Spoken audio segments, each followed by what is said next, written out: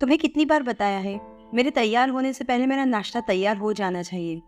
शादी के 25 सालों बाद भी मुझे क्यों बार बार एक ही बात बतानी पड़ती है अनीता? तुम्हें क्या है, तुम तो आराम से घर पर रहोगी, मुझे काम पर जाना पड़ता है। तुम हो कि हमेशा बेवकूफ़ों जैसी हरकत करती हो। अगर तुम यह जानबूझकर करती हो तो याद रखना, मुझसे बुरा कोई नहीं होगा। आज भी नमित का पारा चढ़ा हुआ था। इन कटु शब्दों में अपना गुस्सा उतारते हुए, गीला तौलिया कुर्सी पर फेंकते हुए, नमित गुस्से से अनीता की तरफ देखने लगा। अनीता के लिए नमित का यह बेवजह का गुस्सा कोई नई बात नहीं थी। वह महीने में 3-4 बार ऐसे ही अनीता पर बरस पड़ता था। पहले पहले अनीता उसका विरोध किया करती थी, लेकिन जब कई सालों तक नमित में कोई बदलाव नहीं दिखा तो अनीता ने खुद को ही बदल दिया। अब नमित के कुछ कहने से भी अनीता को कोई फर्क नहीं पड़ता था। नमित की हर बात वो चुपचाप सिर नीचे झुकाए सुन लेती थी। शादी से पहले 5 साल तक अनीता ने पूरी कोशिश की थी कि नमित को बदला जाए, लेकिन फालतू का गुस्सा करना और बाद में अनीता को भला बुरा कहना, यह मानो जैसे उसकी आदत बन गई थी। कोई भी वाद विवाद होता तो नमित सीधा अनीता को बोल देता, अगर मैं तुम्हें अच्छा नहीं लगता तो क्यों नहीं चली जाती अपने मायके, क्यों रहती हो मेरे साथ? इतना सब कुछ होने के बावजूद अनीता नमित के साथ रहती थी क्योंकि उसे अपनी बेटी की फिक्र थी। और वह चाहती भी तो कहाँ, अपने बूढ़े हो चुके माँ बाप को इस उम्र में परेशान करना वह नहीं चाहती थी। समाज और लोग क्या कहेंगे, यह भी तो उसे देखना था। वह इतनी पढ़ी लिखी भी तो नहीं थी कि खुद जाकर कोई नौकरी कर सके और अपना और अपनी बेटी का पालन पोषण कर सके।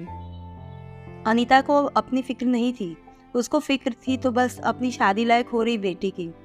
अनीता नहीं चाहती थी कि पति पत्नी के इस झगड़े की वजह से रिया डिस्टर्ब हो।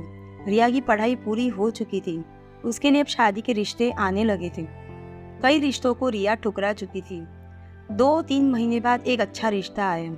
रिश्तेदारों और पहचान के लोगों ने भी बहुत गुणगान किए लड़के के। नमित एक शाम अपनी बेटी के पास बैठकर उसे बताने लगा, रिया बहुत अच्छा लड़का है, पढ़ा लिखा है, बड़ा घर है और अच्छी नौकरी है। ऐसे रिश्ते बार बार नहीं आते बेटा, इस बार मना मत करना।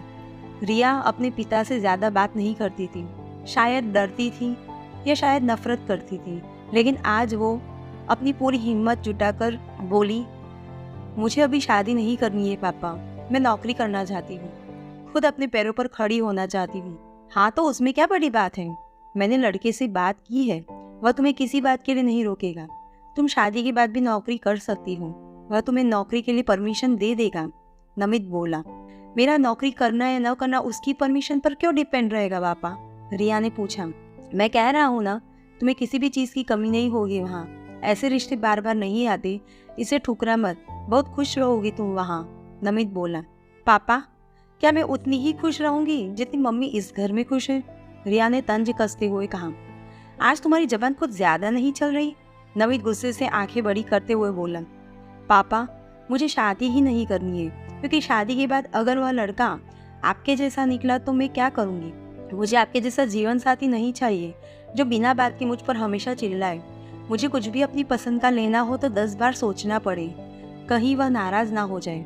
मेरी तबीयत कैसी भी हो उसे परवाह ना हो। रोटी थोड़ी सी मोटी बन जाए तो घर सर पर उठा ले, उसकी चेकबुक ना मिले तो भी मेरा ही दोष निकाले और हर छोटी मोटी बात पर मुझे मायके जाने के लिए कहे। रिया ने अपना दिल खाली करते हुए पापा से सब कह दिए। नमित का गुस्सा 7वें आसमान पर था, लेकिन उसके मुंह से एक भी शब्द नहीं फूटा। वो रिया की बातें सुन रहा था। रिया उतना ही बोलकर चुप नहीं हुई। आज पहली बार वह अपने पापा के सामने इतना कुछ बोल रही थी। पापा, आपने माँ के साथ हमेशा गलत किया। आपने अपने ऑफिस का गुस्सा बिना सोची समझे माँ पर उतार देते हैं। कभी इस बात की परवाह भी नहीं करते कि उन्हें कैसा लगता होगा। आपकी बातें सुन सुनकर माँ ने अपना स्वाभिमान खो दिया है। नमित आज पहली बार अपने किए बर्तावों को महसूस कर पा रहा था। वो इतना ही बोल पाया, जो तुम्हारा मन है वो करो, मैं तो इतना बुरा हूँ ना? रिया ने नमित का हाथ पकड़ा और बोली, पापा मुझे सिर्फ एक सवाल का जवाब दे दो, क्या आप चाहेंगे कि मेरा पति आपके जैसा हो? अगर आपका जवाब हाँ है तो कर दीजिए मेरा रिश्ता आज ही, और ना है तो मुझे आत्मनिर्भर बनने दीजिए। नमित कुछ भी ना बोल पाया और वहाँ से चुपचाप बाहर चला गया। आज उसे अनीता के सामने जाने में शर्म आ रही थी। चलते चलते उसकी आंखों से आंसू बह रहे थे।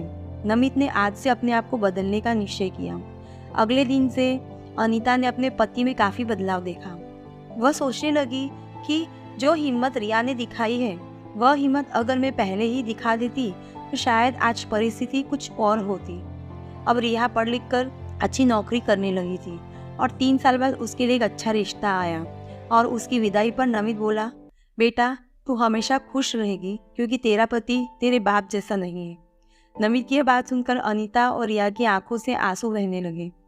दोस्तों, हमारे समाज में औरतों को भले ही देवी का दर्जा दिया जाता है, लेकिन वह स्वतंत्रता नहीं दी जाती जो उन्हें देनी चाहिए। उन्हें बचपन से ही बताया जाता है कि वह पराया धन है। स्कूल से आने में देर हो जाए तो पिटाई मिलती है, मोबाइल पर बातें करते हुए दिख जाए या खिड़की से झांकते हुए दिख जाए तो शक किया जाता है। माँ बाप का घर तुम्हारा नहीं है, पति का घर ही तुम्हारा है।